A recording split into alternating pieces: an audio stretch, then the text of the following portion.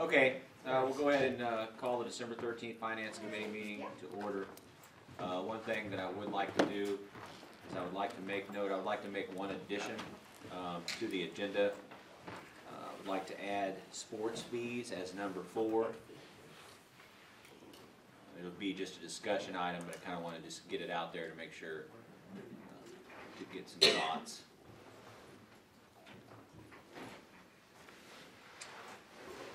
Okay, we'll go ahead and get started. The first thing on the agenda, middle school football. Just kind of wanted to give an update. Dr. Seegers was going to be here to give the update, but he's actually out of the office this week, and so I told him that I would pass the information along. We'll have some concrete stuff for the Board of Education to, for the Finance Committee to look at in January, and the Board of Education to approve in January. What it'll be, you know, the uniforms and the equipment and those types of things that will be coming to the board. But I just kind of wanted to let you know where we're at. It has been approved through the Missouri High School Athletic Association. And we have also had to approve the co-ops because we're going to be putting schools together. Truman and Spring Garden will be together, and Bodie and Riverdale will be together. And so right now we're kind of looking at places to practice. We do have some facilities at those specific schools, but you know, with middle school not being of driving age, it's kind of, we have to make sure that we strategically take all the considerations into place. And so I kind of wanted just to put it on the agenda to bring it up to see if anybody had any questions in regards to that. But we're excited about the opportunity. We feel like middle school football is something that this town really needs. As you know, a couple of our teams right now are not very competitive, and I think a lot of the reason behind that is because they're trying to start at an age where other schools are starting their kids even younger than middle school, to be honest with you. So we're also working on that, kind of getting back into the mix of the youth programs here in town as well. We're kind of working with basketball, letting them use our facilities, trying to be a better partner, and I think that'll go a long ways. Does anybody have any questions in regards to middle school football? So you think you'll have a schedule fall of? We'll play in the fall of next year. Yeah. Yeah. And it'll probably look very similar to the MEC schedule. So, you know, your Chillicothe's, your Savannah's, Maryville's, whoever has middle school football in that league, I would say. Not to say that we would not try to schedule one in the, you know, the Park Hill, Staley, in that area, but we'll definitely focus on, it'll probably be MEC driven for a while. There is no conference affiliation at that level, but that's going to kind of be our target. And obviously play each other. They all have middle school football, I think. I think everybody in MEC does except for St. Pius. And then they obviously have a club program. Gabe, would we, I'm sure you've thought of this being the money person, but would we be able to fund bus and stuff to be able to get kids to practice and that? Yeah, we're going to kind of wait and see the numbers, but yes, I mean, it's going to be an expense, but it's going to be an expense we can handle, and we want to make sure that they are safe. We're not going to make them walk across town, or because, as you know, that time of day, a lot of the parents will still be at work and those types of things. So yeah, transportation will be part of it. Any other questions in regards to middle school football? Okay, the second thing on the agenda, it should say FY23. We're just rolling right into the next year instead of FY22. That's my fault, that's a misprint.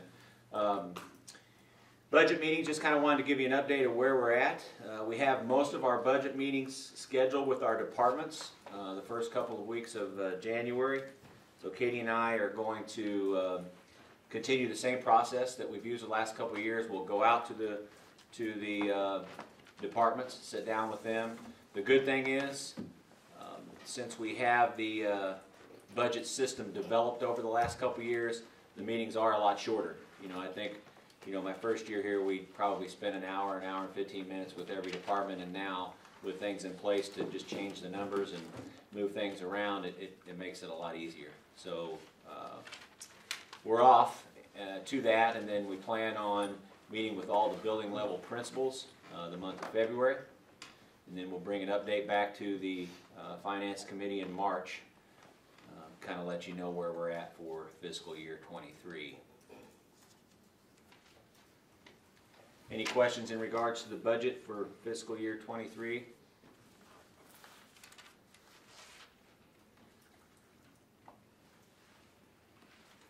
Okay, the next thing on the agenda is Schneider Electric update. Peter Hinkle and Drew Sebelius are here with Schneider Electric. We also have Larry Hart from LJ Hart and Company with us today.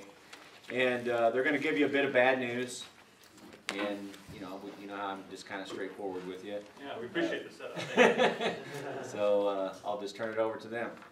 Well, guys, thank you, Gabe. The warm introduction there, I'm sure it's going to go over well here at about slide 15 when we finally get to the numbers. But guys, we want to talk through a couple of things here today. First of all, this is a long time coming, and I want to give a lot of appreciation to Mickey and his staff. I mean, they've done everything we've asked for in terms of being able to provide us with access to buildings and prints, and even the prints that we couldn't find initially, trying to track them down and help our team out from an engineering perspective. What we're going to kind of go through today is going to be that detailed development, kind of where are we at. We're going to discuss some of the pricing challenges that we're facing, which if you've been to fill up your tank of gas lately, buy a thing of milk, this will probably come as no surprise to you in terms of what we're seeing out in the market today. And then kind of the long term, what does that mean? So what's the pricing coming in at today versus where it even was a month ago? And what are the things that we've done to kind of combat that?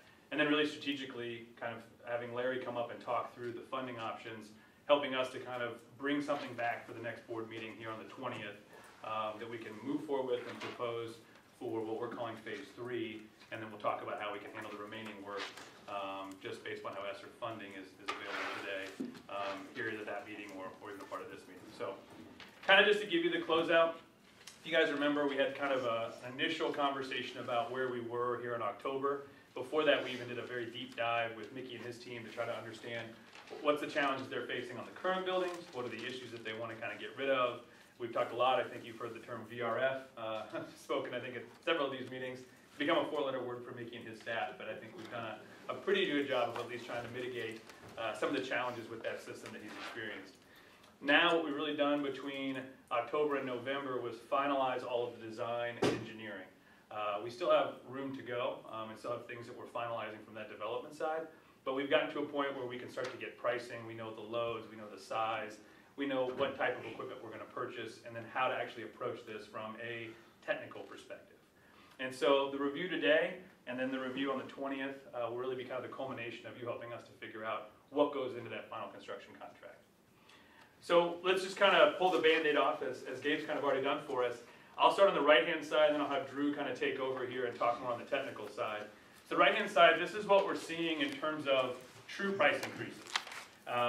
From when we've signed the phase 2 project to do some of this work in March to today, we've seen about a 40% price increase on equipment alone.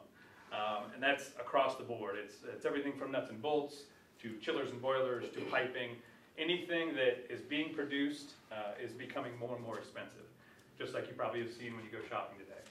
Labor has also gone up as kind of a result of that. As wages and things have become more of a focus, we're still seeing an increase in uptake in cost overall. So back in November, we took an initial budget kind of swag, if you will, and it was around $31 million for the scope of work. We came back, worked with Mickey and his staff over the past few weeks, said, hey, these are the things that we need to look at to kind of engineer this in a little bit different of a way. That included removing an additional central plant there for the freshman annex and just tying that in to the main central plant there at Central, thank you. As well as a few other modifications to how the piping was going to work that really got us down to that $26.5 million number. And I'll have Drew kind of talk through what those are and kind of go into a little bit of a deeper dive on each building. Drew? Yeah, you bet. And we'll talk about each facility independently, but globally, one thing I want to talk about is the modification of the scope from 4-pipe to 2-pipe. So what's that mean? Essentially, what 4-pipe means is you get the ability to simultaneously heat and cool at all of these buildings. This isn't going to be that big of a ramification since we're kind of hitting the reset button on a lot of your heating and cooling systems.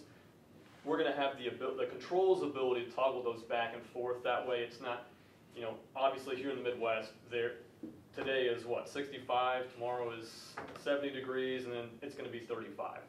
So in these swing months, we're going back and forth between heating and cooling. The good news is you don't just have to switch once per season, even with the two-pipe system. Controls today allow for pretty frequent fluctuation back and forth from heating to cooling. That way you can still remain comfortable even with two-pipe systems with this option going forward. We modified the scope to include air-cooled chillers instead of water-cooled chillers. Really the modification there is from a costing standpoint, and what we give up is just efficiency at the end of the day. But that helped us kind of trim that $5 million out as well. Peter alluded to removing the separate central plant for the freshman wing. Difficulty of getting piping over there. We're just going to replace the piping getting out to that, and as Peter mentioned, connect it to the new central plant there as well. Not a huge impact from an operations standpoint. And then instead of replacing all of those freshman wing air handlers, we're going to refurbish them by replacing belts and motors and the pumps out there as well. And then with Central specifically, going to more of a centralized air handling unit system instead of the fan coil unit setup that we've got at both Lafayette and Benton. So globally, those are some of the kind of modifications we made from the beginning of November to now to be able to affect in a positive means that overall cost. Any questions on that? That's a lot of content there on that slide before we move on. What was the original budget? It says November's price and today's price. What was the original in March? So in 2019, we put together like a $20 million budget, give or take. It's like 20 and a half. So since then, you've seen about a 40–50% increase in overall price. But in March of this year is what I'm talking. Oh, what I don't know off the top of my head. I can put it together for you though. I'm not sure we ever updated it. Yeah, I don't think we quite did. frankly. Yeah, we stuck with the 20.5 and kind of carried that through conceptual design. The March project was centralized on, and this is excluding the work we've already doing, I should say, with the gymnasiums, the libraries, and a few atriums, kind of open air spaces. That wasn't incorporating any of this work. That was a separate phase of work. That's what we came back in March, I think, the first time to talk about. So if the two-pipe system was sufficient, why did we not bid it the first place for a two-pipe instead of a four? Or a two-pipe instead of the four? Because it seems to me like you're not cutting the budget, you're taking away things that we expected. So I'm just curious. A lot of it has to do with us working with Mickey and his team to figure out what they wanted. And we were trying to look at that four-pipe because it does provide that simultaneous heating, including and cooling throughout the entire building. But really, as we started to get budget numbers back, it just became extremely expensive. I mean, two-pipe versus four-pipe, it's double the pipe. I know that kind of sounds simplistic, but it is really kind of double the cost in terms of what the needed labor and materials are to do that work. But when you bid it in March, it was okay. We didn't bid it. We didn't rebid it in March. I should explain that. Okay. That bid was for, again, the gymnasiums, the atriums, and auditoriums and the library as well. That wasn't updating any of these numbers. Those numbers were still from 2019 that we were trying to go off of, and we were really limited by the amount of ESSER funds that were currently available at the time, but still are available, the $20.1 million or so. So I actually probably, I gave them a number. Yeah. And then they were to develop the scope of the plan in itself. My number hasn't changed. I still can only approve $20,500,000 worth of work because that's what has been accepted in the ESSER, for the ESSER dollars. Yeah, it was less about trying to put together a plan and then value engineer. It was let's get everything they want, figure out where that's going to be, and then let's figure out what we have to do to get out of that new number. I mean, just to be honest, we looked at VRF originally, and I jokingly said it's a four-letter word in this district, but I mean, Mickey and his staff, that's a little bit of a cheaper option, but it also makes their life, as he can attest to it, I think better than I can. It makes it very difficult for them to be able to maintain those systems.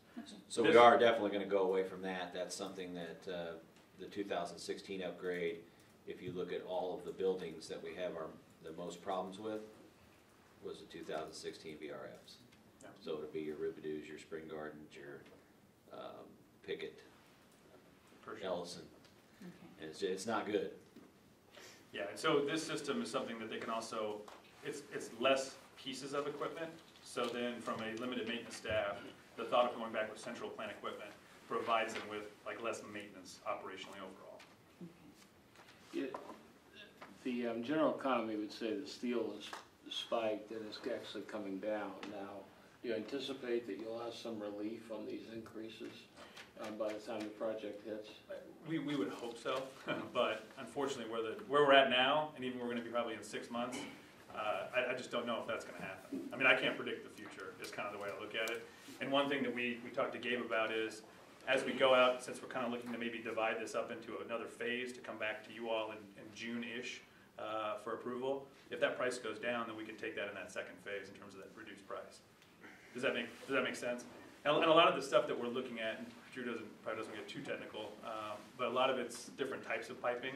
So we knew that steel's always going to be more expensive. It's actually going to be more expensive to install and to actually put up from a cost. So one of the things we looked at is doing the Polypropylene piping. Okay. I knew he could get out faster with his tongue than I could. So that piping will be able to be a little more easily installed and a little more easily maintained as well by their team after it's all said and done. On these big structures that are multiple floor and all the things they are, will there be the ability to have zoned heating and cooling separate?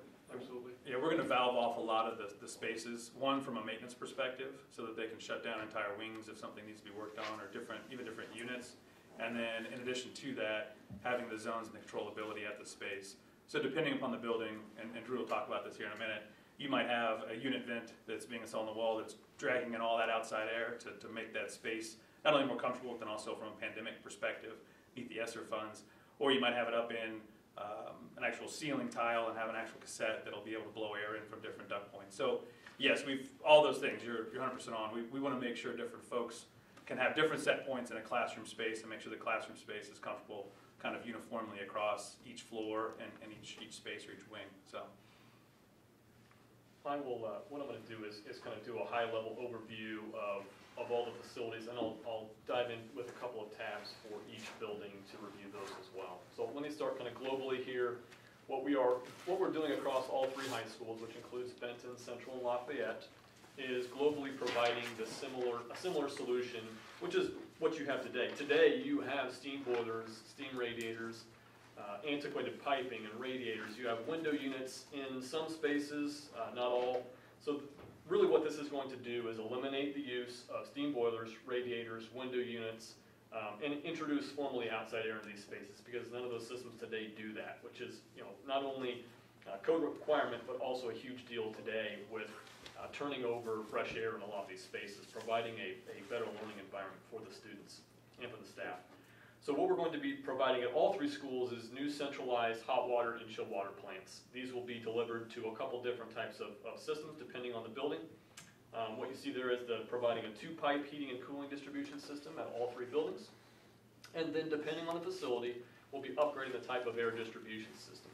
At Central, for instance, it will be more centralized, where it's individual fan coils or unit vents at Benton and Lafayette. We'll talk about those more individually on those slides. Like I mentioned, formal introduction of outside air during all seasons, both heating and cooling, very important there. And then also replacing that piping, that 53-year-old piping going out to the Central freshman annex as well. Regarding air handling units, these are what provides the fresh air and heating and cooling to each of these spaces. Several of these will be upgraded to use chilled water and hot water. A few of them will be rehabbed, and that's specific to the freshman annex. And then every new piece of equipment that we'll install is going to include a technology called bipolar ionization.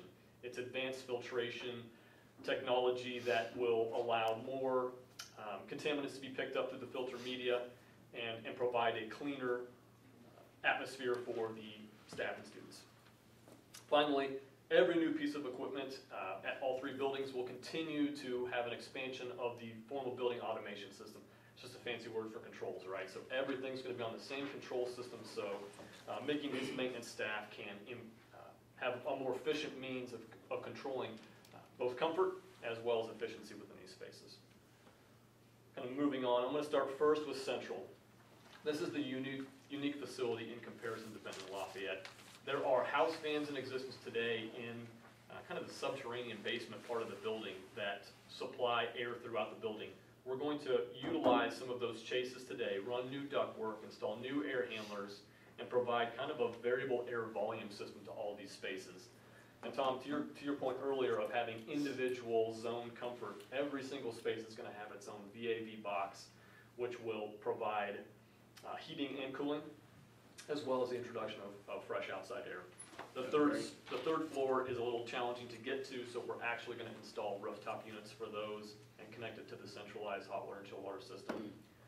And then, like I mentioned earlier, on the freshman annex there, it's called out, we will connect that to the centralized hot water and chill water plant as well. You can see kind of on the graphic on the left-hand side that that's a mock-up of the lower level boiler and chill room, kind of showing where the new chillers will go, the pumps, the boilers, and the demolition work that will be involved as part of that project too. One more slide here. This is regarding Central High School. This shows that piping out to the central annex, the freshman annex out there. All of that will need to be eliminated and replaced with all new piping. And like we mentioned earlier, we are utilizing across the board what's referred to as PPR piping. It's polypropylene. More affordable and faster to install because it's lighter weight. Contractors can use it and install quicker. And one of the big benefits there is longevity of the equipment. You know, we're talking about this piping having a lot of issues today. Mickey and his staff had it x-rayed in about 40 different spots, noting that it's just falling apart. They've had to patch and replace, and it's at end of life expectancy. You know, for steel pipe at 50 years is about the longest that you can expect out of piping equipment like that. So it's beyond that. It needs to be addressed as part of this project. So going with polypropylene piping, it's kind of like a PVC on steroids that basically should last for a very, very long time. We feel confident about moving forward with that technology over standard steel piping. And then just for the classrooms themselves, just to kind of give you a quick mock-up that you'll see on the top there in pink, that's the existing steam radiator, as well as new ductwork that will be provided and installed in each classroom to provide better air distribution. That will be connected to those centralized air handlers. So it gives that individual thermostat, individual variable air volume box in every space, providing their own level of comfort. You're not having several classrooms tapped onto one thermostat and having teachers fight over what the thermostat should be set at. So Hallelujah. there you go. Hallelujah. Never happened before, right? Okay, that was a lot on Central. I want to pause really quick and see if y'all have any questions.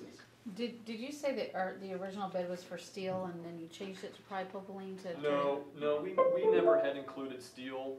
This would have been back in probably July, vetted those two technologies with the maintenance staff, and they had some established comfort with being able to go with PPR, polypropylene piping. So that was. I thought you said that you tried to reduce the cost by switching it from steel to the. No. We had tried to reduce the cost. Well, so originally what we had planned, and I should have mentioned this, it was in the bullets. I didn't call it out individually. The last time we presented in October, we had talked about a separate centralized plant out for the freshman annex, just because of the difficulty of getting the piping out there in the first place. So we had talked about boilers, chillers, air handlers, pumps, all being at the freshman annex mezzanine. We eliminated the use of that and have refurbished air handlers out there, and then we're going to run that new piping through these chases out to the freshman annex. So what I was asking was, what I thought you said just a little bit ago was that you were trying to reduce the cost by switching it to polypropylene instead of steel. On the original from March of last year, the 19 bid that you quoted, was that, has it always been the plastic pipe? It has. Okay. Yep, since July, really, we never went down the path of going with steel. Okay. Other questions on Central before I move on to Benton? The next two buildings I'm going to talk about, Benton and Lafayette, are really pretty similar, so I can cover a lot of it with Benton, and maybe just call it a couple of unique things at Lafayette. Instead of a centralized air handling system, Benton will receive new central plants, hot water and chill water as well. It will be 2-pipe with PPR piping. However, in each individual classroom now it's going to have a unit vent that will introduce outside air. So those are typically, you've probably seen them in a lot of classrooms before where they're just below the window. You know, it's roughly the size of a refrigerator, and you can provide heating and cooling and fresh air all through that unit where you're running the piping to it, as opposed to more duct work in the case of Central. maybe other unique things. This picture here today at Benton shows kind of that typical classroom today, where you can see the window unit right here. You can see the steam radiator, and we're going to be eliminating the use of those and going with new unit vents. The unit vent would take up about the same square feet as this. Cut a hole to the outside where you can introduce outside air and pipe to it for hot water and chill water. Like I mentioned, at Centrals, the science labs will have separate DX rooftop units for them. Same thing with the office areas. We've strategically tried to place those on separate residential type systems so that we don't have to necessarily fire up the chillers in the middle of summer just for the staff working in those office areas. You can just, from an efficiency standpoint, just turn those units on and not fire up the whole building. This shows kind of that mock-up as well. So what you'll see missing from this one is there's not that ductwork here. Instead, it's all running on the perimeter of the building. Those are windows. There's the unit vents and the piping running to them. I think that covers it. So, I need to ask an elementary question. Oh, I have please do. any opinions. Yeah. The two-pipe system, you're delivering hot water or cold or chilled water, whichever you need, Yep. to generate the temperature variant, and then you're using some mechanism, air, somehow to distribute that within the room. Is that correct. basically how it is? Blows Yeah. across the coil and Yeah. heats or cools depending on whichever So it's there, going. there's a coiled unit that's receiving that hot or Yep. cold water. In that unit vent itself. It's got a fan, and so it'll circulate. It'll have some amount of return air through the classroom. It'll blow it over that coil. They'll have that bipolar ionization kit in there for advanced filtration. And it'll draw a certain percent outside, or about 10 or 20% outside air. So you get some fresh air turning over in the classroom. And so the coils will be, radiate that heat better than the PVC. You won't get much temperature variant outside the pipe, That's correct. but the coil then allows you to radiate that heat That's better. correct. Is that what, or cool? Yeah, and the PPR piping is insulated too as it's distributed throughout the building. No problem with what the insulation material is on that piping. We're not gonna, some years from now, say we shouldn't have put asbestos insulation on that. As you know, there's no asbestos in that pipe. No, I know it. I know there isn't, but there's not some other insulation material that, I mean, it's fully vetted, right? I mean, It's being used, standard process. yeah, You're correct. exactly. Yeah. I pray we never have another asbestos type No, technology out it'd be there. terrible. Yeah. 20 years, we're all fighting asbestosis or. So what kind of volume flow do you have through those pipes? Are they they appear to be a couple inch pipe, 3 inch pipe? It'll be bigger. So in the central plant, it'll be 6 inch, 8 inch in the pipe, in the central plant itself, and then distributed through mains throughout the building, kind of just depending on the setup of whether it's Benton, Lafayette, or Central. But those will be 8 inch, 6 inch, and they'll go down to 4 to distribute throughout the building. And then typically it's anywhere between 1 inch to 2 inches as we tap off to each individual classroom. And one more quick question. I realize everybody else in here probably knows these things, so this will be my last one, I promise. The temperature variant from the place where the heat or cool is introduced to the far end of the building, is that not a problem in terms of regulating the heat, or do you do that by just adjusting that right at the individual chiller? Well, and the benefit of kind of hitting the reset button here is we can do variable speed flow. And so it's really demand-based. We can vary the flow back at the plant for extremes. So if every zone needs a ton of heat in the middle of winter, the system will be sized appropriately to hit everything. The pipes will be sized appropriately, the units will be sized appropriately. But in these kind of swing months where it's more variable, you can supply what is only required for each zone. And then we'll have those individual zone controls at each unit so that you're not freezing someone out or burning somebody up. And really the system is designed for 10-degree delta T, or difference from, let's say you supplied it at 180 degrees and it's going to come back at 165. That's Right. really good for us. We get a lot of energy efficiency back at the plant by doing that. So you want to wring out as much heat or cool as you can depending on the season, and that will dictate a lot of the energy efficiency. Yeah, Good questions, Tom. well, thank you. I'm sure they're not, but thank you.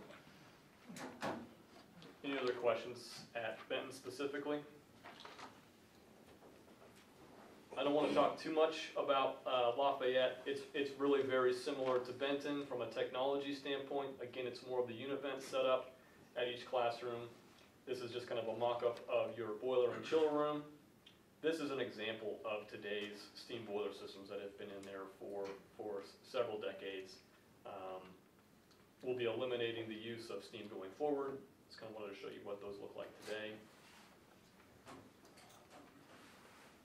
This will be more of a typical classroom where it's got the univents set up in a different orientation than in Benton, but really the similar type of individual unit supply in each of those spaces.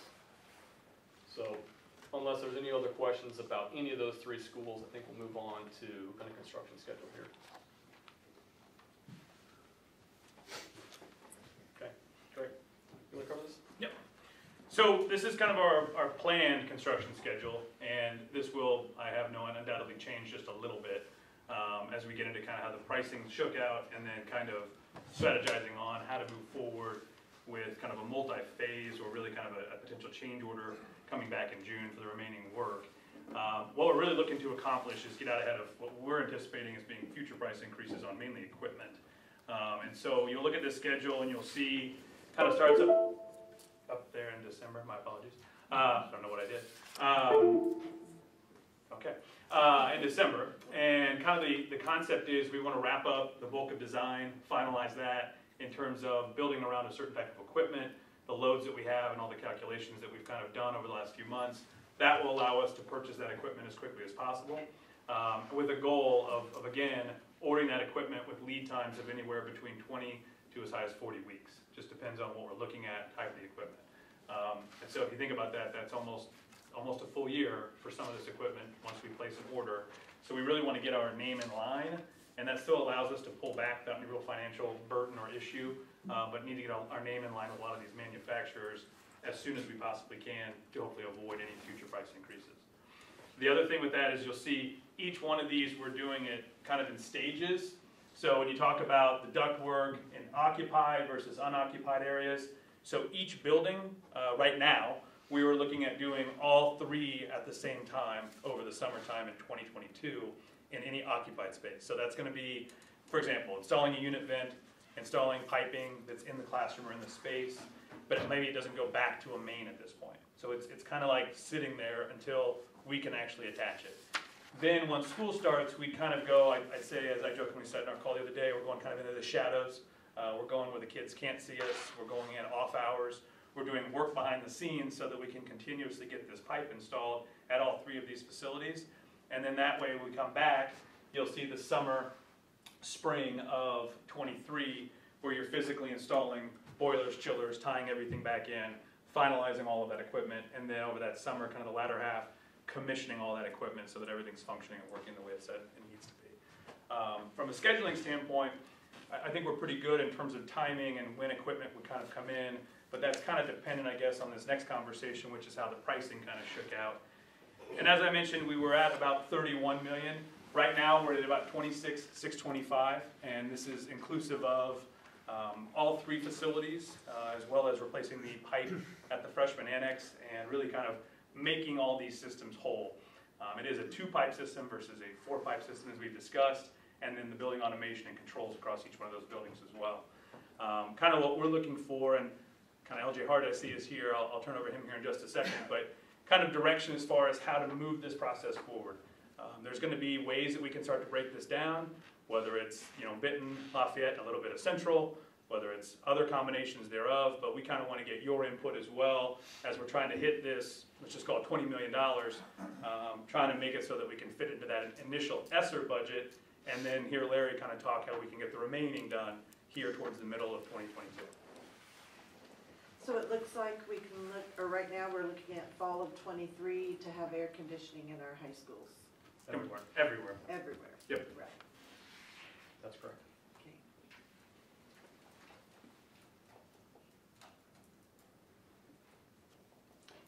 Question. With the combination of the main heating and cooling units and the individual air handlers, as far as the monthly budget is concerned, in regards to utilities, is there gonna be some savings? Yeah, if you look at this kind of second column and really the third, kind of the combination, gives you kind of a sense of where it's at. Even though you're adding air conditioning to this space, we're actually seeing a net decrease in your overall spend. Not true at every building. You'll see that Central is the one kind of outlier, stepchild, if you will, in terms of the cost actually going up a little bit on the energy side. But a lot of this is combated that a lot of these systems that we noted were operating 24 hours a day, 7 days a week. Even your unit, your window shakers, if you walk in there on an evening or an off hour, you could hear them humming and running depending on where you're at in the space. Just the nature of the types of systems, and this system, once it has controls on it, we can schedule those parts of the buildings, classroom versus being occupied or unoccupied versus a gym being unoccupied or occupied.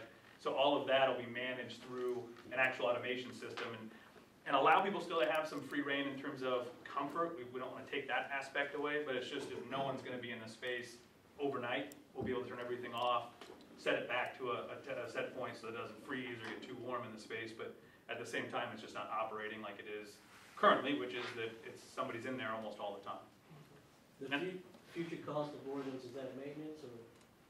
Yeah, that just goes into the replacement of equipment today versus waiting 4, 5, 6 years is kind of how we calculate that. And spreading that over time. And why is the cost to operation increase at Central? Oh, yeah, and it's difficult, Tom, to kind of look at those independently. What we do when we model it is we say, okay, you have no outside air today through your central air handling system. If we were to now provide outside air in the middle of winter, it's going to cost a lot more to do. And the setup being unique at Central is what drives the negative savings versus the positive at Benton and Lafayette. But if you take them in combination, because it's kind of unfair to say that now that we're providing outside air and heating and cooling in all these spaces, you're going to do it 24/7. So we get a ton of savings off the back of that on the ECM below that. So really, you kind of want to look at the net of it being 17,000 in savings a year when you combine the two. We wouldn't really want to install just the HVAC without the formalized control system. And so you kind of want to think about all of these as a pair. And so at Benton, it's 37 net, it's 17 net at Central, and 28 at Lafayette. Does that make sense? Some. So is that because Central is so pieced and the way it's put together? It is, what and causes just- that problem, or the others are kind of more uniform, building rectangular with a wing or something? And it just had a lower energy use intensity at Central today than Benton and Lafayette. So when we bring it up to code required minimums, they're providing less outside air even than Benton and Lafayette. Benton and Lafayette even have more standalone pieces of equipment than Central does. And just with the larger footprint of Central, that's the reason we encumbered that large penalty there. Because it really is almost twice the space of the other two, right? You're right. Yeah. Okay. Your initial bid with the 4-pipe, I'm still stuck on You're this. right. Because I do a lot with real estate, so when somebody changes a bid and they're giving you half the product and the budget hasn't dropped that much significantly to reduce half, I don't know if you have the original or if you can send the original, because I like to compare the two. Yeah, and just for quick sake, let's not think of it in terms of half the product, right? Because piping is just a portion of that. A lot of it is driven by product being boilers and chillers, pumps. There's also the unit vents themselves. So I think reducing the quantity of piping is only a portion of your overall material, is a portion of the bid. But you originally bid it for 4-pipe because you thought that was the best system, so I feel like we're not getting the best system for the money. So that's my opinion, and I'm just gonna That's fair. stand with that. I think because one of don't the it's things right. that we've been kind of working with is trying to hit this $20 million budget. So when we gave any kind of a number, it was, well, we're trying to hit this $20 million budget, but we hadn't really developed much more than a VRF system at the time. That's what we put together in 2019. When we met with Mickey and his staff, that's when we kind of came up with, tell us what you want, give us kind of your ideas in terms of what you're looking for. We combine that with the inflationary prices of just stuff getting more expensive, and that's the first thing that we kind of had to talk about is, okay, how important is 2-pipe versus 4-pipe? And at the end of the day, it's important, I'm not saying it's not, but it's also a pretty big chunk of money to go back with double the amount of piping. And so when we looked at that $31 million budget, which we didn't give an actual hard budget number on this scope specific, 4-pipe or 2-pipe, we came up with a 4-pipe number in November to try to say, okay, let's hope we can fit this in. We knew that inflation was going crazy. How crazy, obviously. Materials have actually come down, so. True, but it's still not down from where it was a year ago or even 2 years ago from what we've experienced. That and the equipment cost is just astronomical, to be quite honest. And I have no idea what that noise is, other than maybe Gabe's telling me to shut up or something secretly. But yeah, I mean, I hear you, and we can provide kind of an update to Gabe as far as, hey, this is what the full pipe would look like. If you want to add it back in, I mean, we've had this conversation with Mickey. Yeah, it'd be great, it provides better comfort, but it doesn't get us any closer to the budget limitations we have currently with that sort. But efficiency-wise, you said that it does impact that. By going from a water-cooled to air-cooled chiller, that has impacted efficiency. Honestly, when you go to a 4-pipe system, you're probably going to use marginally more utilities because you have now the ability to both heat and cool depending on the space. So in a lot of those swing months, you could be operating both systems at the same time.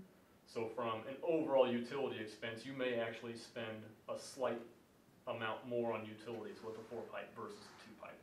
But from cooling technology specifically, by going from a water-cooled to an air-cooled chiller, you lose partial points of coefficient of performance. So it's not a ton in the efficiency standpoint. Air-cooled and water-cooled are somewhat on the same playing field today, but you do gain some marginal benefit by going with water-cooled. Just that additional capital expense.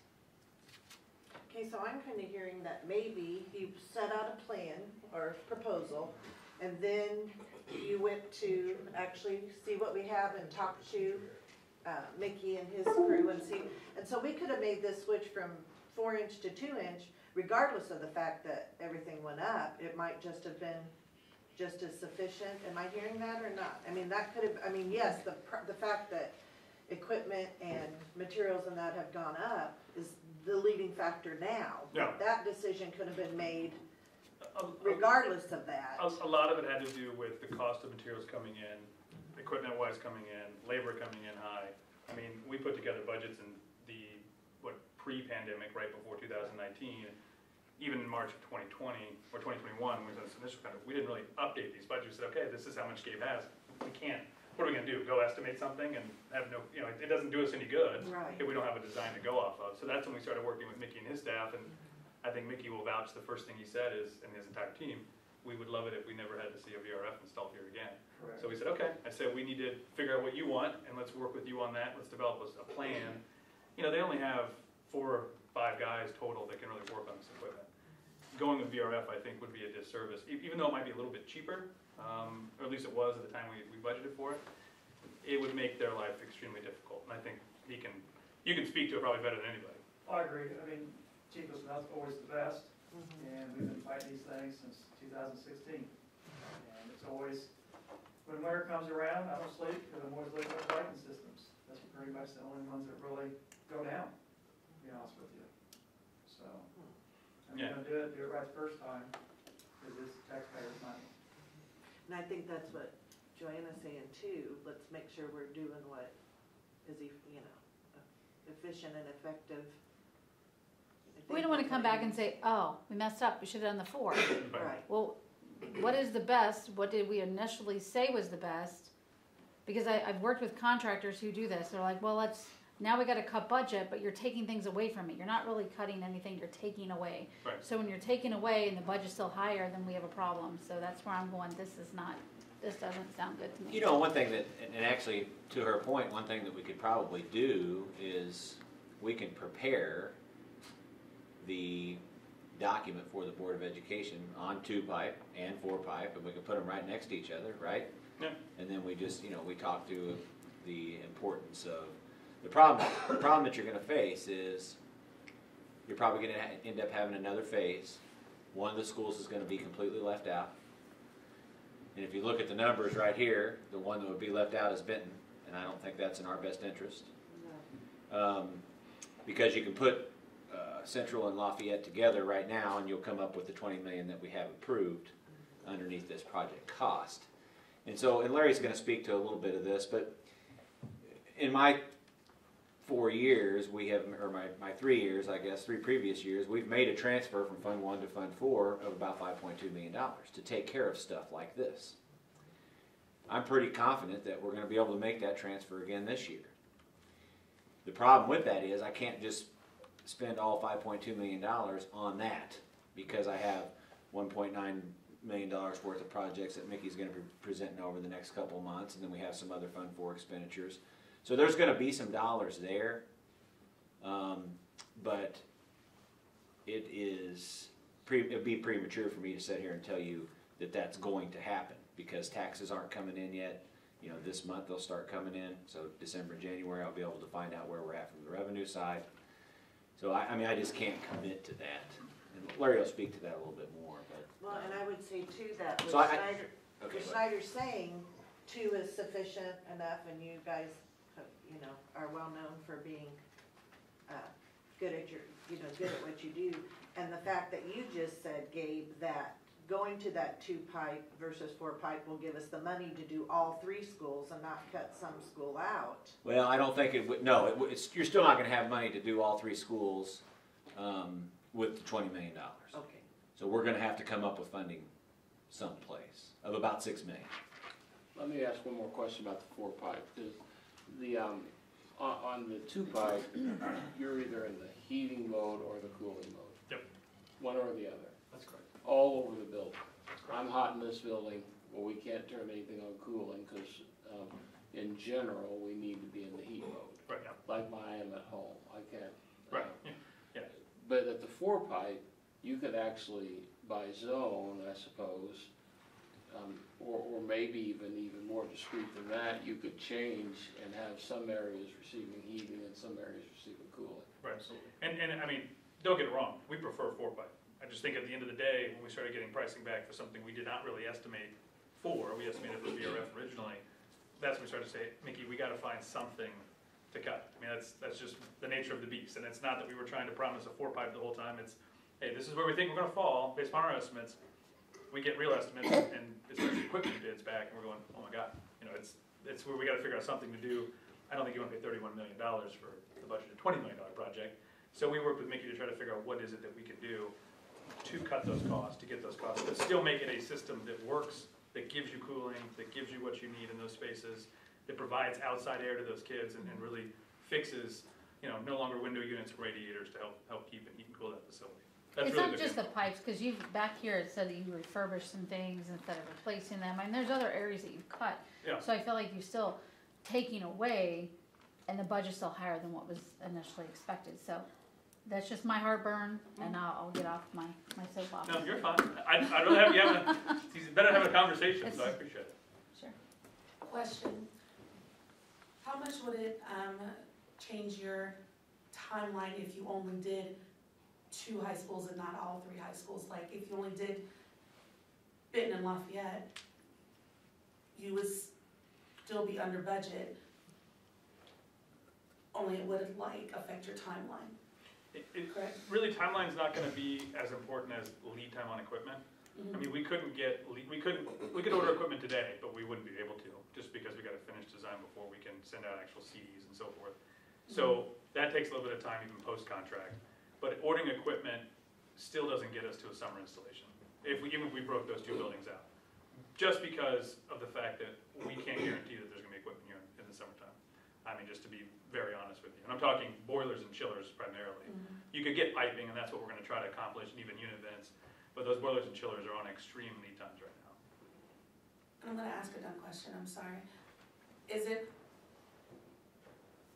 possible to order all the equipment and then only do 2 schools and keep the equipment till you're able to do central? Like, is that possible? So one of the things we talked with Gabe about, just how do you even split this up? And you could do Benton and Lafayette and then order the bulk of equipment for central. But that would then mean, you know, come June, we would need to figure out how we're gonna get the rest of the work done. Right. And so that might be, to Gabe's point, he mentioned, you know, coming back in June, once we figure that funding out, we then do the change order for the remaining, you know, $6 million, whatever the number is. That gives you the equipment, and that doesn't impact the timeline. And it still has work going at all 3 buildings, because included in that, I think we're able to get like the 3rd floor, Drew mentioned, just in central, the 3rd floor having the science labs there, having their own units. So there's 2 reasons why those units are getting their own rooftop units. One, it's a science lab, so the amount of CFM that has to push through there is much more extreme than a first floor math room or whatever it might be on the first or second floor. So that third floor needs that extra air running through there, so those rooftop units make a lot of sense. But we could get those installed too. It's just, again, you're not gonna have all the rest of the piping done in that space until we can complete that change order. So it's just, it's 6 of one, half dozen of the other. It's just how do you wanna break this up so that we can fit it into the current funding that we have now, planning for future funding, which I know Larry's probably excited to talk about in terms of the future funding and what that looks like. Could we do a 2-pipe system and leave the option open for a 4-pipe system in the future? And if that's possible, is there an estimated cost that you could present to us? Yeah, and that's, we can get you an estimated cost difference between a 4-pipe and a 2-pipe system. We can explain kind of the details. You leaving the option open to upgrade? Is that Can you do that? possible? Really, I don't know from engineering perspective. here's the difficult part is, these are invasive projects, and when you're taking down a full ceiling grid and you're running 2 pipes, while you're up there, you might as well run 4. Yeah. And so if it's kind of like a kick the can down the road, 2 years or so, or whatever it happens to be, we put your ceiling back up, take it back down, put 2 more pipes back up there. But you can specify units to be 4-pipe versus 2-pipe. Really, the central plants are going to be sized the same, so there's really no modifications there. There's maybe some we can set up the central plants to be ready for either one in that aspect. But to Peter's point, I think we could come back with an option to go 4-pipe versus 2-pipe or some combination thereof. My last question is I guess a durability question. What are some of the pros and cons with the individual, I guess, air handlers, in terms of their longevity? How long do they last? Yeah. And what are some of the, I guess, materials or elements that might need to be replaced or exchanged over the course of 10, 20 years? Good questions. And there's a lot of different pieces of parts. So chillers and boilers typically have life expectancy of 20 to 25 years. Piping is typically in the range of 50 years. The points of failure on a unit vent are going to be your fan. And, you could probably, I'm not going to answer that. I'm going to let Mickey answer that one if he wants to. Compressors are going to fail faster than the chiller themselves. So there's some parts that are going to fail within 10 years, but the chiller machine itself or the boiler, 20 to 25 years is ASHRAE's life expectancy. Pumping would be the exact same thing. In comparison to a lot of the more refrigerant-driven systems today, like VRF, or your standard residential systems, those are more like 15 years at best. If you ask him over there, he's probably going to tell you it's 10 or 5, sometimes on compressors, so. Well, in an air handler, I mean, it's just a giant metal box, right? When you're talking about containing parts, I mean, you're talking about belts and drives and fan motors, and there's some piping that goes in there. But the box itself can last as long as, it doesn't rust out, is kind of the easiest answer. And you can reuse a lot of it. In fact, a lot of our jobs, the air handlers that are built 20 years ago were built for that space and then built around that space. So we could get some of them out if we wanted to. So a lot of times it's retrofitting those air handlers with new belts, with new motors, with new drives, with new piping, kind of refurbishing them to make them for use and function for the 21st century, but keeping the metal box piece intact. And that's what we're doing with freshman annex, coming to your point earlier. Refurbishing the parts that are failing and keeping the giant metal box itself for air distribution. I think if you bring back the 4-pipe and 2-pipe, we'll have an idea of how much of an increased cost it is to go to Okay. 2-pipe. That's probably a good suggestion out of all that. Okay, we can do that. So you plan on bringing that back to the finance committee or to the board Monday night? Well, I Do we think- have to move on it? It's up to you. I mean, here's the problem. The longer we take, the further off we get in terms get ordered. of queue. So I agree say with bring that. it to the board Monday night. I trust the board's Versus decision, 4. I don't think it Yeah. needs to The come back 2 here. versus 4, bring that to the board. Okay. One last question. I guess at one point, will we be able to determine the exact cost of materials, or can we do that? Because I know when you order something and you pay for it, then, the price is what it is. Yeah. How soon would we be able to assess that cost? Right after we get done on the 20th, our goal is to start actually working with 2 different manufacturers to get that final pricing. It's just a matter of getting a purchase order, if you will, and to get us in line. And then you have 2 or 3 months then after that to to actually take that purchase off the list without having any financial, impact to this project. And so if we went forward with that and we said Benton, Lafayette, and Central for this first phase, and we're waiting on that additional funding, if, come, and we can set a drop dead date, March 31st, whatever it might be, if we can't figure out if there's gonna be funding or not available, then at that point, we can pull that purchase order without any financial penalty. So, just to give you a sense of the timing of things. And that's a, give or take a month, just depending upon how long things take, so. And Gabe, with this, I know this would take care of all 3 high schools if we found the funding for whatever that number was. Are the elementary schools all air conditioned? They are. And This is the last, the middle schools are all air conditioned. yep, well, is there a piece of Bodie or? Piece of Bodie. The older edition of Bodie doesn't have, some have window units, some don't have anything at all, so. And the window units that we are removing, we are, taking and carefully removing and giving back to the district so that they can be used, because there's a number of them in each facility. So there is a piece of Bodie. It'll be the only thing. I'm just curious. Yeah, no, Spring Garden and Rubidoux were the 2016s, so they're the VRFs that we fight with, but they are heated and cool. And Truman is. Truman is as well, yes. So could we, on the part that isn't at Bodie, once the part that is, we can take those units and do them? Yeah. The part that isn't, put the units in that, so really truly, it will be, it just won't be all under this system, is that what you're Yeah, thinking? Mickey and his staff, I think they wanted to have that from parts and pieces as well as replacement, so they're not just tossing out money they just spent on Right. window units if they were just replaced. The other thing I have to think about is this electrical upgrade, is Bodie. Depends if you have the capacity to run window units in each room. Okay. Larry? Larry? Wait. Oh. If you need to go on with him. Oh, no. I had several questions. Okay. And all my questions, I'll start from the beginning. The Right Honorable Mr. Richmond says his are going to be elementary. Mine are way more elementary than that. And it's the only way I know how to ask them. But, as you guys know, I've always thought this was such a horrible, bad waste of our money, the free money they gave us. And it's not because you guys are excellent. To be put in this situation, you're definitely earning your money today. So I do appreciate all that. I wanted to go, I had written some notes down that slightly got answered with me. And that is, when we're talking about the drop in efficiency, especially in these times when everybody's talking about environmental issues and being efficient. Thank you, sir. From water cooled to air cooled is less efficient. Yes, about 5%. Okay, 5% on installation or 5% forever? That's just on the efficiency of the equipment, so it's 5% less efficient it has nothing to do with installation or anything along those lines. It's really the ongoing operation performance of that piece of equipment. And that's really peak efficiency too. That doesn't take into account the part load efficiency. Your swing ones, you got less load on it, they're about the same. Okay. So I guess kind of I need to then ask, what phase are we in now?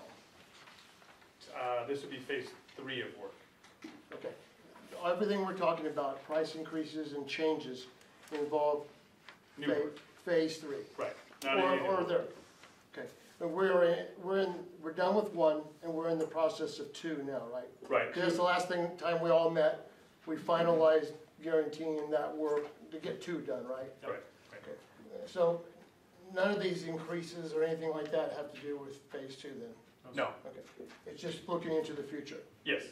Okay, I was also wondering, I hate to give up efficiency, and since we have all this free money willing to spend on this anyhow, and I think it's problematic in this town if we air condition 1 or 2 and not the other, not all of them, so I think we need to get there somehow.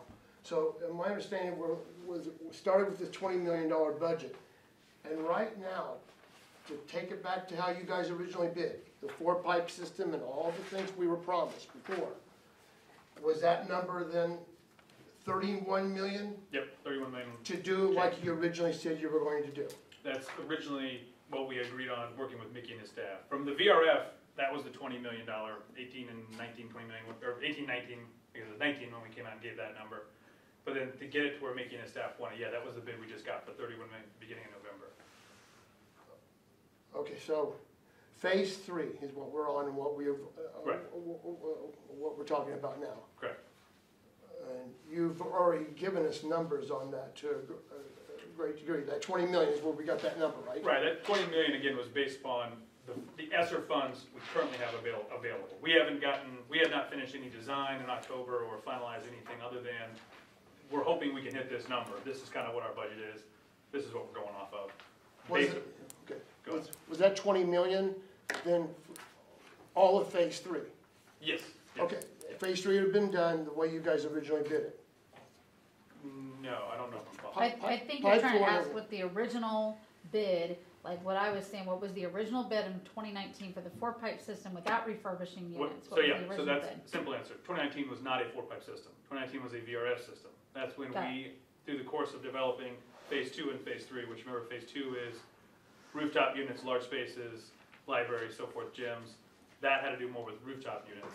As we're working through that with Mickey and his staff in middle part of 2020, towards the end of 2020, which we then brought back to you all in March of 21, that's when I think Mickey and Bryson and all of those folks said, we cannot install more VRF, don't care what we have to do to get away from it. Okay, we retooled everything. We said, well, let's go back. Hopefully we can hit that budget, right, of what we had in the VRF. That's when the 4-pipe system conversation started.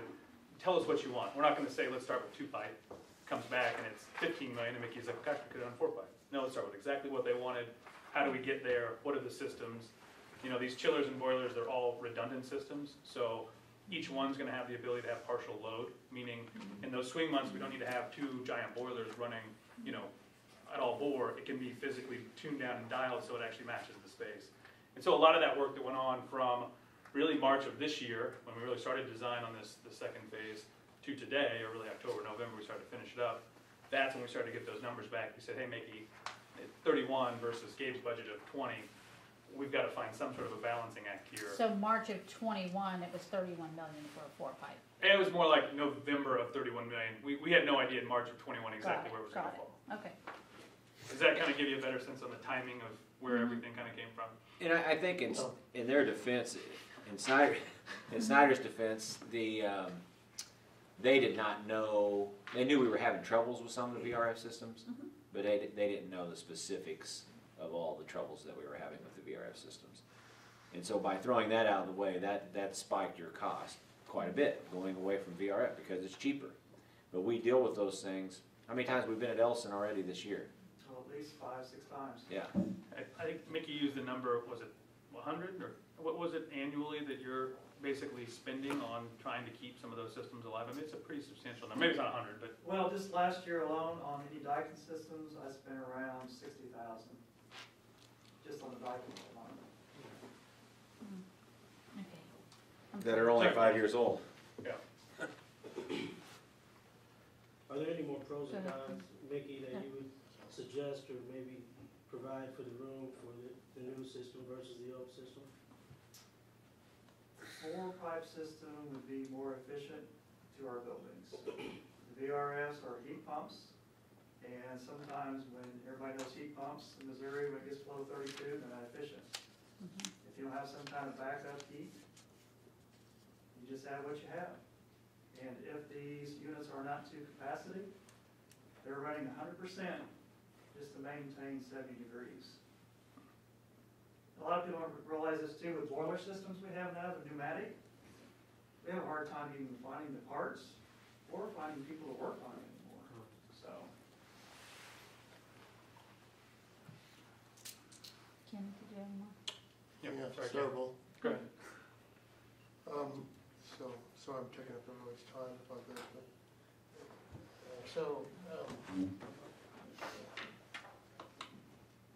we're trying to, is there a number out there how much stuff actually has increased?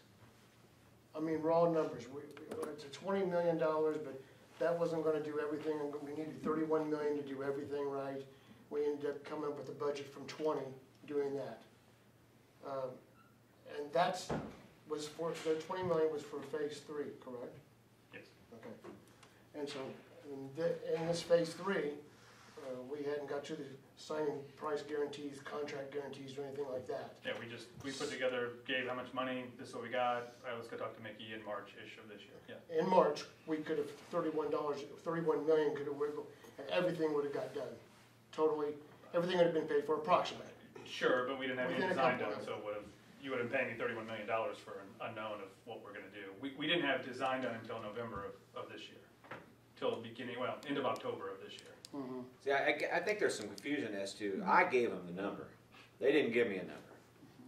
I gave them a number because I knew our ESSER funds were 25.6, and I knew I had to back out $5.2 million of that because it had to be, 20% of it had to be spent on learning loss. And so I just told them, this is what you have. Go get it. And so because of a lot of the, and I think they were kind of comfortable at that time that they could get to that point. I mean, Kenny, I'll give you a real good example, and this is something that you're not the only one dealing with inflationary issues. Drew and I are doing a project with the City of Overland Park, where 2 years ago, that generally same exact scope, was 1.8 million, it's 2.8 million as of September that we just closed. There's a school district over in St. Louis that went from 2 million to 3 million in about 3 months. This is all equipment going up 40–50%, plus adding in lead times and labor. There's nothing that, we can't physically sit there and say, hey, give us the price you told us 6 months ago. They don't care, to be quite frank. And unfortunately, there's now another, $1.2 billion or $1 trillion of stimulus money that's not really gonna help in terms of having people slow down on ordering equipment and, paying whatever prices that they feel like they can get.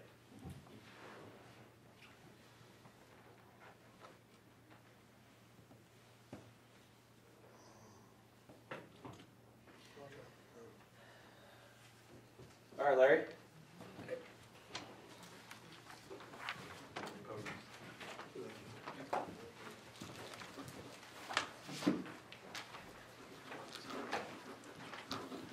Good afternoon. Have you had a chance to read the letter that I presented, most of you? So my purpose as your municipal bond advisor was to answer the questions of Schneider Electric.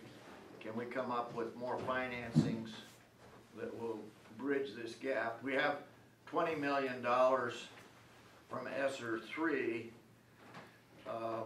and we need 26.5 million roughly, so that's a gap of $6,500,000.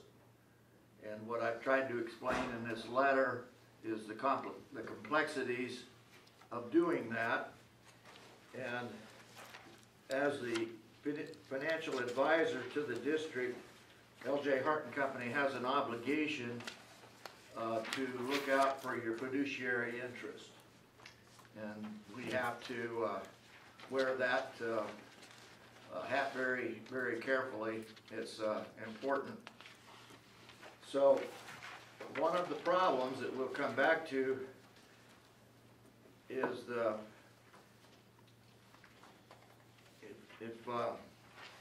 I also put in a summary spreadsheet, which I'll refer to at some point in time, but we sized the financing, the $9,600,000 that you issued earlier in 2021. That was to prime the pump, so to speak, to have money in your construction fund to pay for the ESSER 2 projects and to also last out through the whole construction period for ESSER 3. But if we, and it does work, if you'll switch over to the summary 1 spreadsheet, we'll just go from left to right. We had on the first one the $10,793,050. That was for the ESSER 2 project, which would be, I guess we would call that phase 1. And these were the draws that Schneider provided us starting back in June all the way through. That totals $10,793,000. The $9,600,000 of financing, if you look at the top of the orange column, that produced $9,847,493 of upfront money to pay for these construction costs that were going to be incurred by phase one. Then at that time, we also said, well, let's see how far the ESSER 3 will go towards this whole project.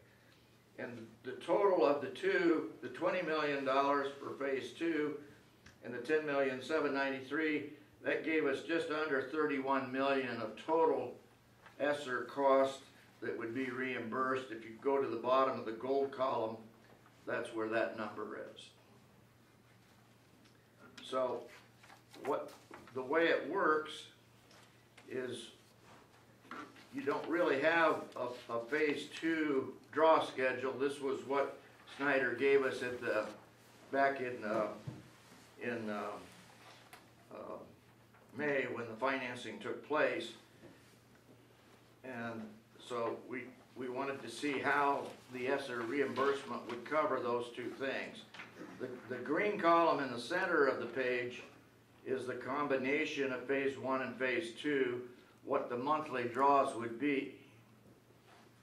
The orange column is the total funds available.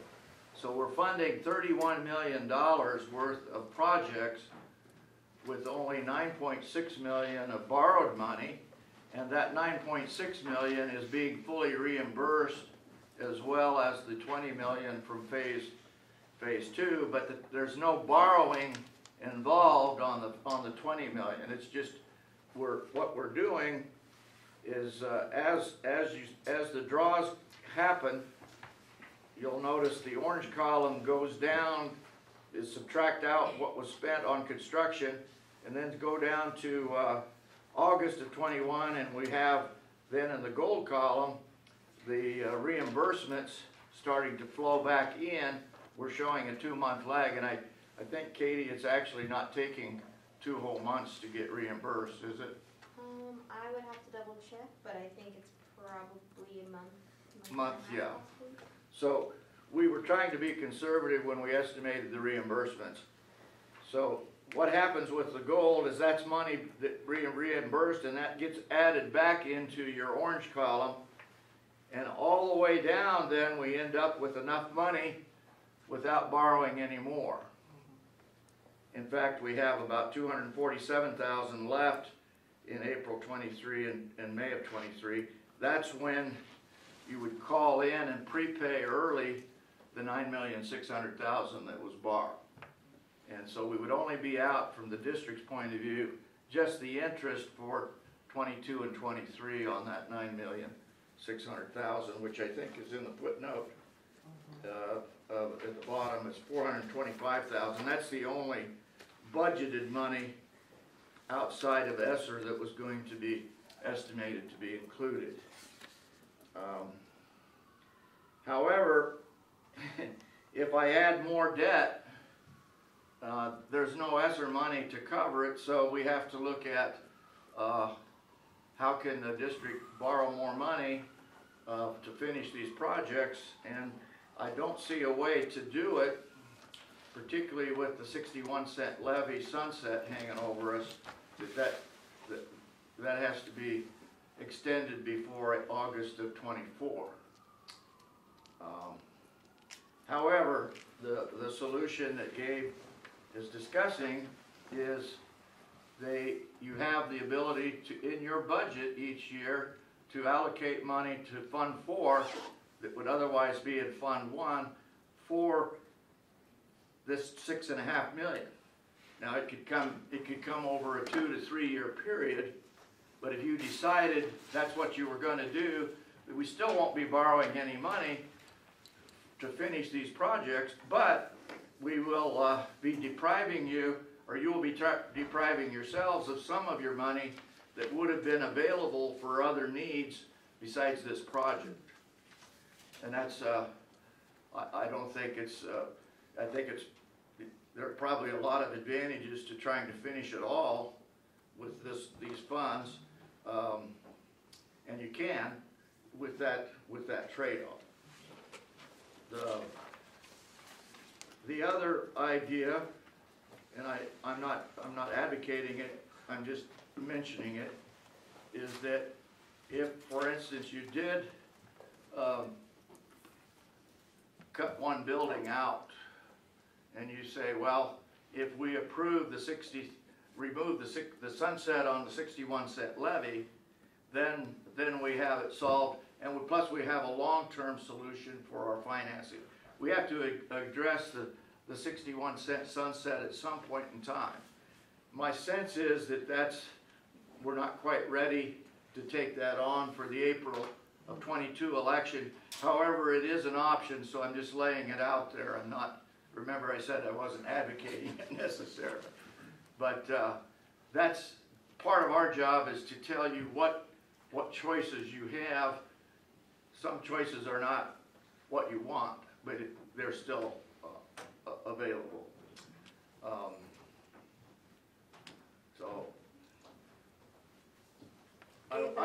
I'm sorry, go ahead. I was just gonna ask, I'm correct in saying that even if we remove the 61-cent sunset, that money is still spent in salaries and benefits.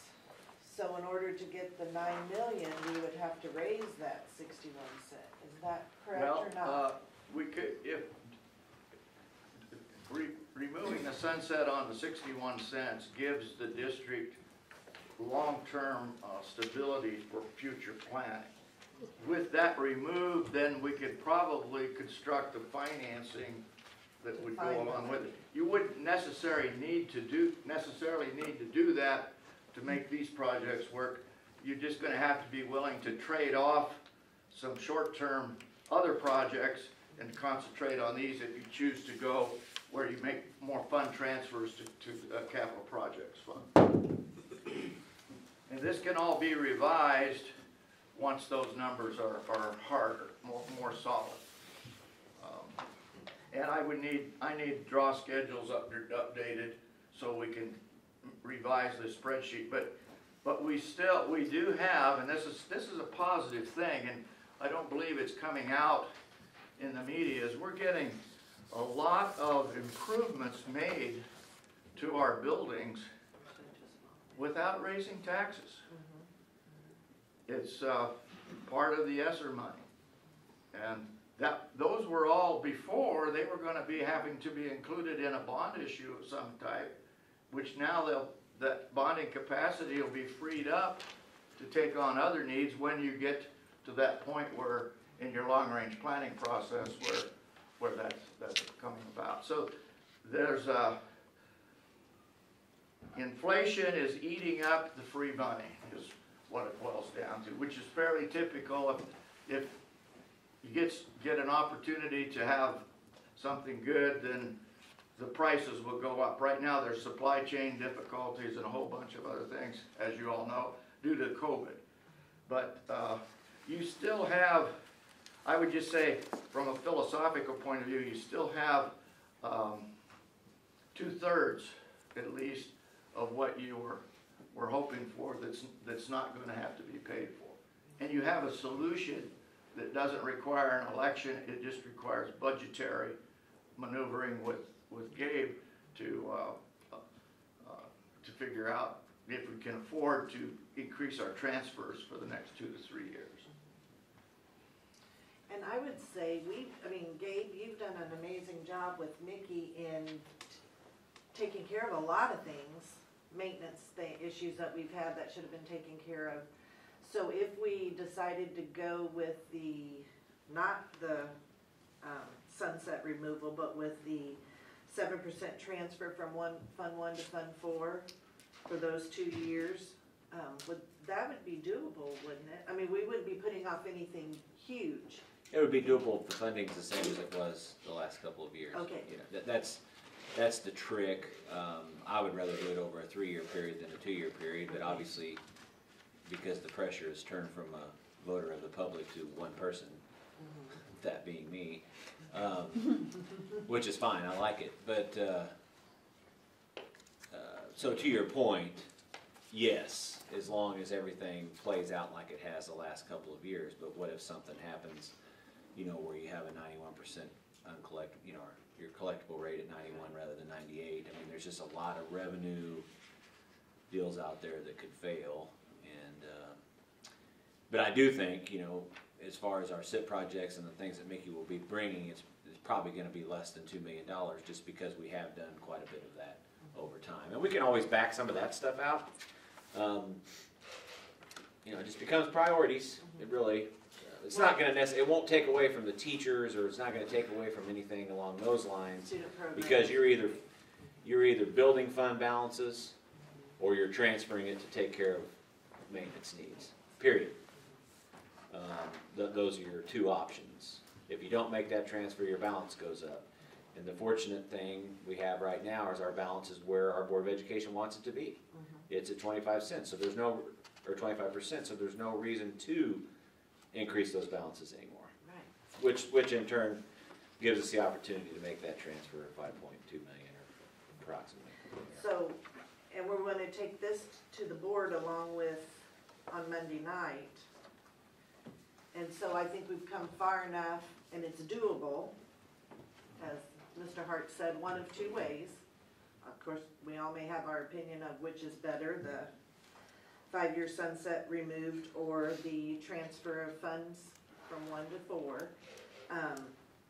I don't think we can count on our voting public right now. I definitely don't think we should take anything in April.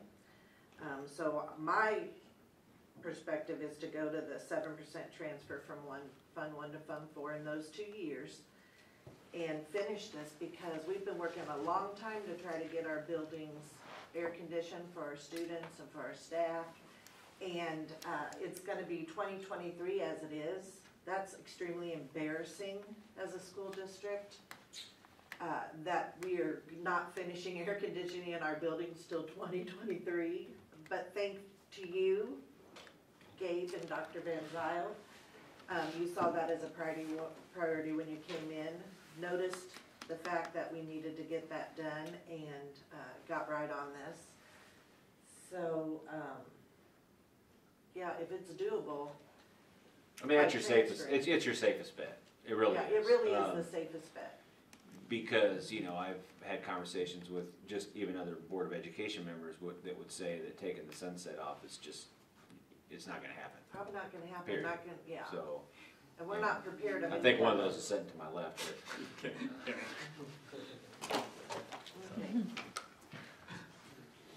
Keep on laughing at me, you have for many years. Oh, I'm not laughing at you, I'm just. No. The room is, that's fine. So what? That's where I live. Anything else, Larry? No, that's my report. Anybody have any questions for him? But if we would do something to increase, this is the obvious summary statement. Do something that would increase it from 26.5 million up, because we wanted to do a further enhancement of that heating and cooling. It only makes that challenge greater. Sure. To figure out how do we fund that. If you do that, then the board's definitely gonna have to give 3 years in order to do that. There's no way, you know, I'm a little hesitant at 2 years with 6 million, but I would be real hesitant at 2 years with anything greater than 6 million. Because like I said, already 2 million of those dollars are spoken for. I'm not gonna go back to Mickey and tell him he can't do anything. You know, we're not gonna just stop shop because of this project. I mean, there's a lot of other priorities and things that need to happen and things that we need to be doing. So. Just curious. Yeah. That's what they're gonna have to face. Yeah. Thank you for the questions, Yeah, thank you for the advice. The tax you're advocating for us removing the sunset and advocating that we increase it and things like that, does that, my understanding that just goes towards teacher salaries. Well, the 61 cents right now, I guess if you rewind to April of 2019, there was a priority set aside whenever we passed the 61 cents that was tied into security and salaries and staff salaries in general. And so all of that 61 cents going into April of 2024 will be built into those things that we said it was gonna be built into. So really, if you just take the 61 cents and you renew the 61 cents, then you're in essence just gonna take care of the things that you said you were gonna take care of. So we're business as usual with the 61 cents. If you wanted to go above and beyond, that would need to be more than that. But if you want to continue to operate the way we're operating, which is pretty good right now, then that's what you would do with that 61 cents. So it's tied into salaries, but it's also tied into security and some other things. It would be part of this overall picture that we're trying to look at here. But it wouldn't raise salaries or anything. What you're saying is it just keeps everything even keel. Right. Yeah. Just whatever we're paying now, that's what it would provide for. But we have given we've moved everybody over and down the salary schedule. We've given everybody a $500 increase on the certified side and a 1.3% increase on the non-certified side. And I think that's gonna happen again. You know, I can't guarantee that today, but I look for that to happen again. Because didn't we guarantee it for 5 years? Yes, well, we guaranteed the over and down for 5 years. Yeah. We guaranteed the $500 increase and the 1.3% increase for 1 year, and we've actually did it 3. You know, and that's my point. I'm absolutely okay with increasing even the tax. You and I have had a talk about it. Yeah. If it strictly sticks with the academic portion of our life, which is teacher salaries and things like that. But here we're trying to manipulate, remove sunset clause, was just community for 20 years has said absolutely not, to manipulate taxes and gain extra funding to improve our facilities again, shiny new buildings and this and that. So I don't see the connection of the tax that's right now serving our teachers being part of the ransom in getting money to complete another project, which 2/3 of it's free money anyhow. And it appears to be a moving target. And that's why I think Gabe said the best and probably only thing we have is doing the fund transfer. And as Larry mentioned, whenever he presented the option, it's not that he was advocating one way or another, but he had to at least put the option out there. I mean, that's what you have to do from an advice standpoint. Well, he also has to, that's his responsibility. Yeah. When the 61 cents goes, if it goes away, that's 61 cents you're taking away from the things you just talked about this year. Because that's where those dollars have been put into, so. That's what he's talking about, and I heard Larry say it, it's about stability, it's not about growth. That 61 cents get levels of stability longer over time. If the sunset's extended another 5 years, 10 years, whatever, that adds stability instead of having to worry about it going away and the millions of dollars that you lose because of it. Sure.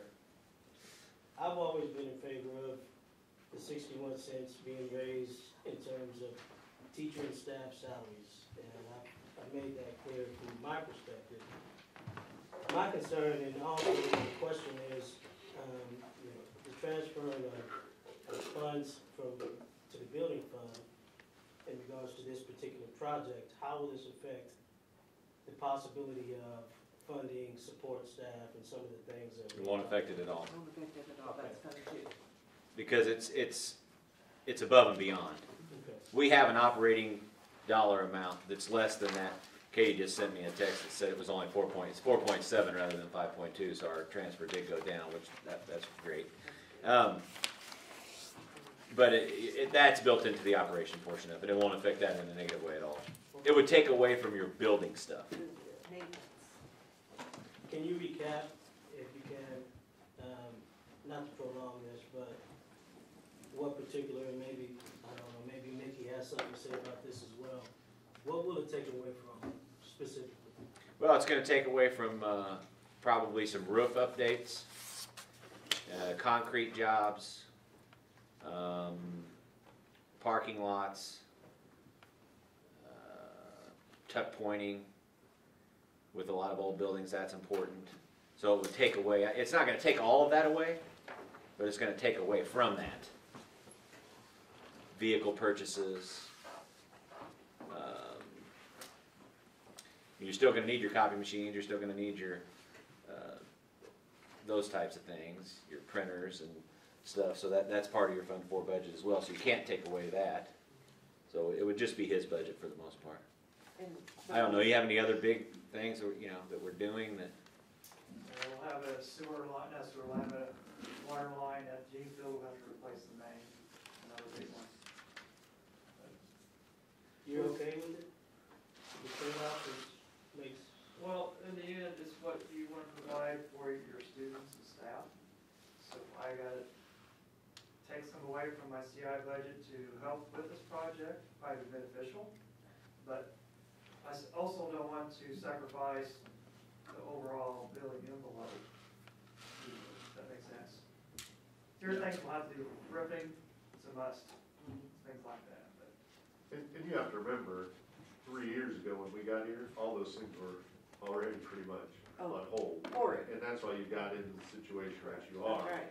We've been able to, over the last several years, put dollars into that fund so that things can actually get done. We're not caught up, and that's what they No, think we're you're saying. right ahead. No, but we are so far, yeah. So So that's why I said we can go a couple of years, and if we had to just do a little bit of this and a little bit of that, we could get by with it because we're in such a good place. 3 years ago. Well, you had a zero balance. Yeah. Whenever I took over, you had zero balance in Fund 4. Yeah, So there was nothing to be spent out of Fund 4 that year. and everything was as good as it could be based on the funding you had at the time, but the work to be done was unreal. And a lot of it's been done. So I feel very comfortable. I mean, having sat on the board for 6 years, know where we were at maintenance 6 years ago to where we are with maintenance today, I feel very comfortable. And knowing Gabe's, because he's ultra conservative, which I love about him when it comes to the district money, I just have a feeling that we're gonna be able to do the less than 7% now, but, and still be able to do what Mickey feels needs to be done. So, I really do. I wouldn't say that if I didn't believe it 100%, so. Well, the ultra conservative, I've got to change my ways now.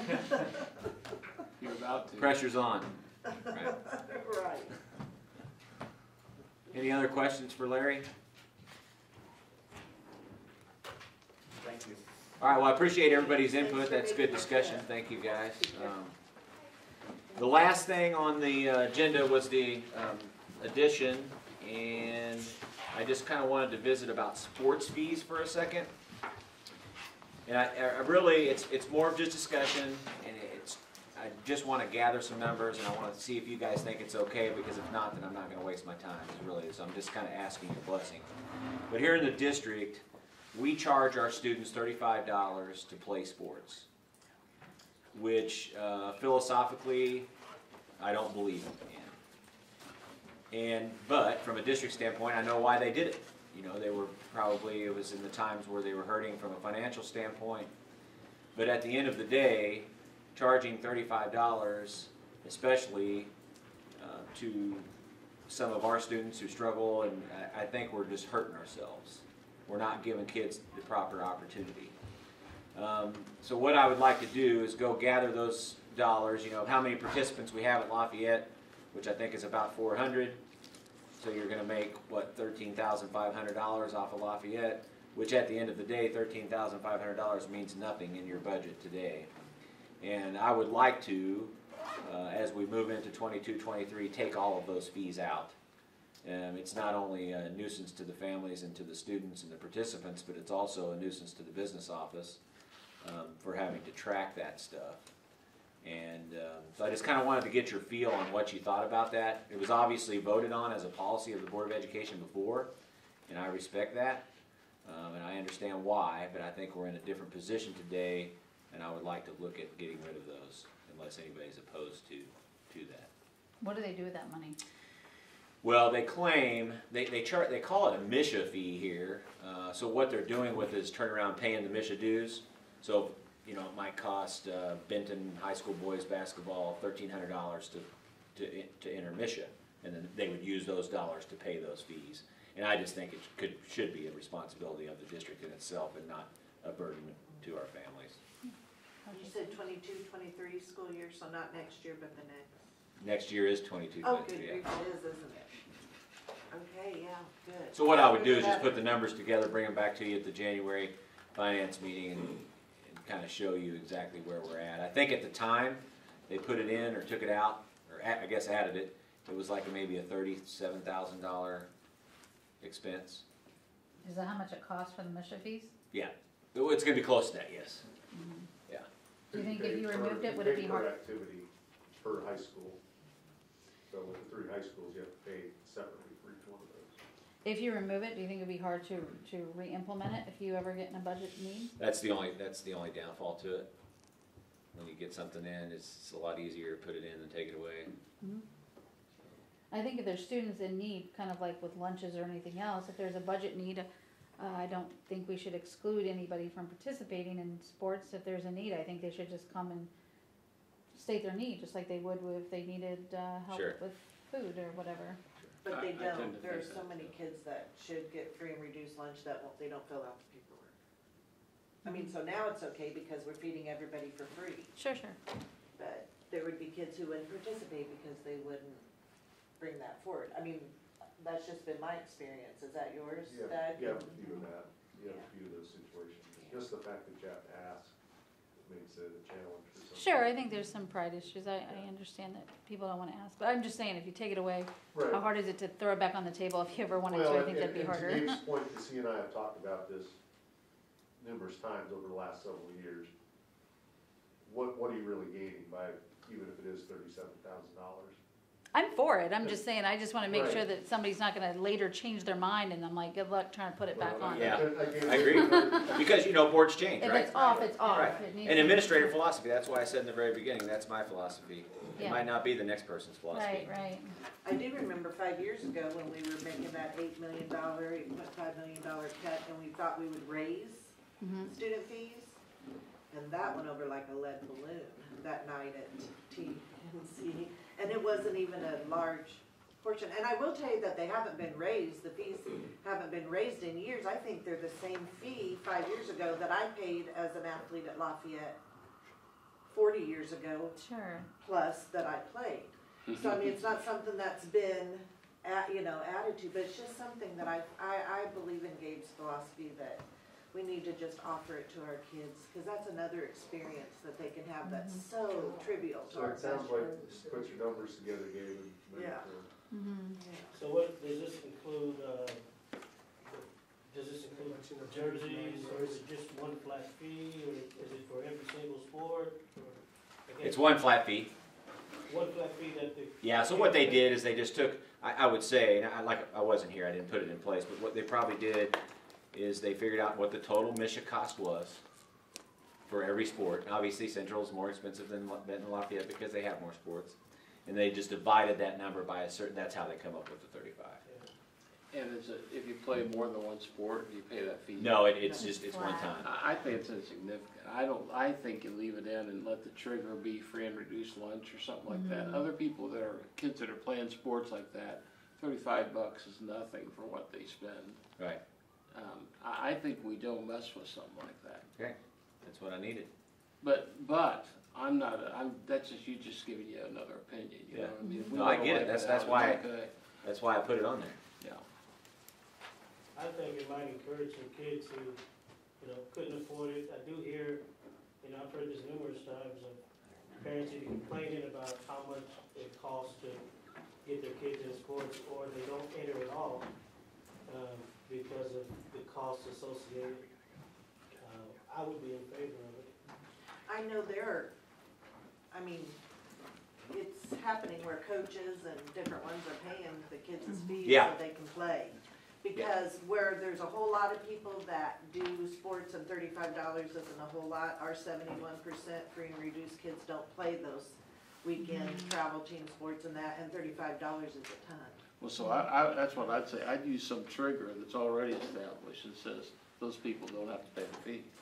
Yeah, I see what you're saying, like Yeah. use Yeah, the free and yeah. reduced lunch to say if they're on free and reduced lunch, they don't pay the fee. Right. Yeah, That's there's what like I'm a saying. flag in the system or something. Yeah, and then we're not redetermining a flag, reapplying, you're saying. Makes sense. Yeah, that makes sense. too. Okay, so this is what I'll do. I'll run the numbers for you, show you exactly what they are. We'll talk about the trigger. That's a good idea, and because I think that number is actually higher, and it might help us in the long run because they might fill those out. It's beneficial for them to fill it out, and we have some that don't. But if they get that for free, then they might. Then they might. I mean, yeah, that's a good point. That would be a twofold purpose. Yeah. Because then we would make sure they're eating too, because I worry. Sure. I mean, that's That's a always good been. idea. All right, anything else for the good of the group? Need a motion to adjourn. I'll make a So- motion. All right, thanks, guys. Appreciate your time. Today, wasn't it?